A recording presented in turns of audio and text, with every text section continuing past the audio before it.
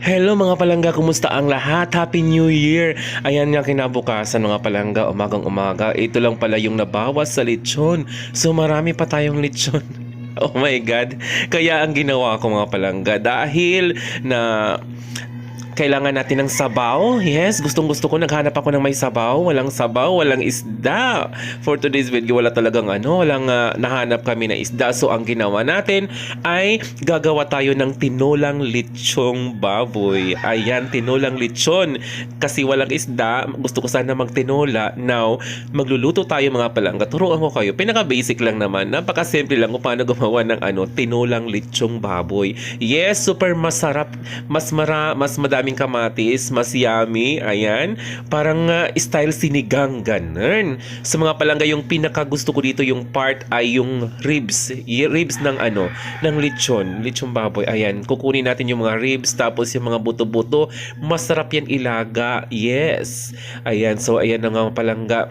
Alam niyo mga palangga, ito talaga yung pinaka the best, no? Pag natapos na yung occasion, tapos marami pang natirang lechon, ang ginagawa natin ay ginagawang lechong paksiw. Masarap din iprito yung mga part ng baboy, yung balat. Kasi pag iprito mo yan, mas malutong, mas masarap. Ayan. Mas maganda sana may mga gulay tayo para sa tinola. Kaso nga lang, wala talagang available na gulay for today. Kumusta naman mga palangga ang mga New Year's resolution natin? Ayan, magpapapayat na ba? Magpapasexy na ba? Ako naman mga palangga, yung my New Year's resolution is lang naman, dobling sipag for 2024. Ayan, na kailangan natin magsipag, kumayod para naman hindi tayo kapusin lagi ng budget. Tapos, more blessings pa sana. Oo, more vlogs, more videos sa trabaho. Ayan, galingan din. Tapos, lahat-lahat na, of course, kailangan natin magsipag talaga. Sipagan ang 2024. Para sa 2025, bonggang-bongga. O, diba? Ganon. So, ayan na nga palangga. Na-ready na nga natin. Ayan, yung mga, yung lulutuin natin. Na-ready na. Tananggalan natin yung mga parts ng mga buto-buto at ribs. Ayan. So ayan, pagkatapos natin matanggal mga palangga, ini-ready na nga natin yung mga sangkap natin na gagamitin. Ayan, yung mga basic lang ng mga sangkap mga palangga kasi wala tayong available na gulay for today. Yes, masarap sana 'di ba pagkatapos ng occasion, kakain ka, may isda. Gusto ko yung tinola. Alam nyo, yung ako talaga yung taong mahilig sa sabaw. Yes. Mahilig ako sa sabaw, ewan ko ba, pero gustong-gusto ko talaga masabaw. Tapos may mainit na sabaw. Ito naman pag sa umaga, gusto ko ganun. Ganon yung breakfast ko, may sabaw. Yes, masarap yan. Tapos, may gulay. Yon dapat. So, kumusta naman mga palangga yung pag-celebrate ninyo New Year? Sana lahat ay happy, no? Sana lahat ay masaya sa pag-celebrate na New Year. Ako naman talaga pagkatapos kong magsimba, alam niyo mga palangga, pagkatapos kong magsimba, nakipag-disco muna ako. After kong makipag-disco, umuwi na ako. Tapos pag uwi ko dito sa bahay, nandito pa si Arjun, tapos yung mga kapatid ko, nag-video okay. So, nakipag-video okay na nga tayo. So, ayan na nga, ready na nga yung ating mga titinola mo. So, ayan, nagpakulo na ako mga palangga ng mga sangkap. So, ayan. Mas maraming kamatis, mas masarap. Alam niyo mga palangga, mas maraming kamatis, mas masarap. Try nyo. Tapos, ayan. May mga basic lang na mga sangkap. So, ayan. Pinakuluan ko muna yung mga sangkap para mas malasahan natin yung mga, yung mga ingredients na yan. Tapos, pagkatapos kumulo, ayan, dinagay na natin yung ating mga ribs. Tapos, yung mga buto-buto ng lechon. So, ayan. O, diba?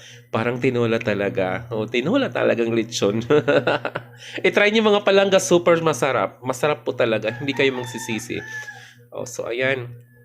Hindi ko na ninamihan pa, baka hindi namin maubos. Oo, yung kaya lang. Kasi sayang naman. O, di ba? So ayan na. Okay. Tapos pakuluan natin ng mga 10 minutes mga palangga. 5 minutes, it's okay na siguro mga 5 to 10 minutes. Ready na yan. So ayan. Tapos nilagyan ko nga pala palangga ng sinigang.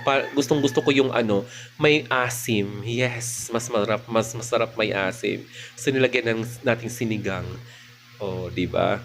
Kasi naghahanap talaga ako ng ano, ng mga gulay, wala talagang gulay. Tapos nilagyan ko ng dahon ng sibuyas, oo, yung ano, tawag doon, sibilino. So ayan, tikiman na. O, di ba? Legit talaga na masarap mga palangga. Super masarap. Ang yummy talaga, masarap. Malasahan mo yung lasa ng lechon, tapos yung tinola na maasim, na may anghang ng konti. Yes, super sarap. So, ayan, ang paghinintay natin, tikman na natin, kain tayo mga palangga. Mas masarap yung rice natin ay mainit pa talaga mga palangga. Oh, ayan. So, ayan yung rice natin, mainit pa yan. Tapos, gusto ko yung part ng ribs. Tapos, may laman. Yan. Super sarap yan. So, ayan. Tapos, dagdagan natin ng kanyang balat. Masarap ang balat. So, di ba? Nilagyan ko ng maraming luya yan mga palangga para mas yummy talaga. May feel natin yung anghang. Sayang talaga. Ayan, kain tayo mga palangga. Sarap. Pinagpawisan talaga ako dito mga palangga sa kakain. Sarap kasi, tapos yung anghang, tapos yung sabaw. Yes, yung sabaw masarap. Tapos mainit pa, o di ba? Go! Kain tayo mga palangga. Sana all. Yes, happy. Alam nyo, nag-crave talaga ako ngayon ng mga seafoods. Yes, gusto masarap po yung masarap ng seafoods. Pagkatapos ng mga karne, puro karne, mas masarap din yung seafoods, tinola, tapos inihaw na isda. Yun ang mga bet ko ngayon. Yes, nakakaumay kasi kung lagi ka na lang nagkakarne. So, ayan na nga mga palangga. This is my first vlog sa 2024. Thank you so much. Maraming salamat po. Ayan, thank you so much. And God bless mga palangga. Welcome to 2024. Ayan, maraming salamat.